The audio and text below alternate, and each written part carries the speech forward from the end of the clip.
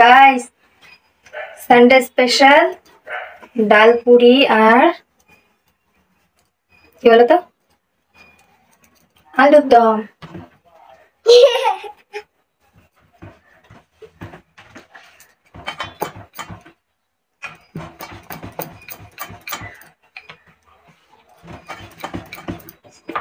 ডাল পুরি আলুর দম খাবে একটু কম কম।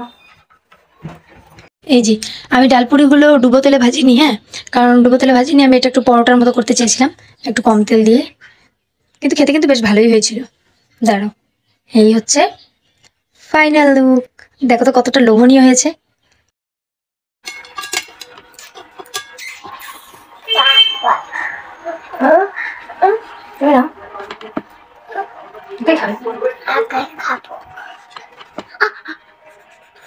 মামা গরম লাগছে। গরম লাগছে? আমি আর খেতে হয় না, তাহলে পেটে ব্যথা কমে যাবে। অনিয়ন খেলে পেটে ব্যথা হবে।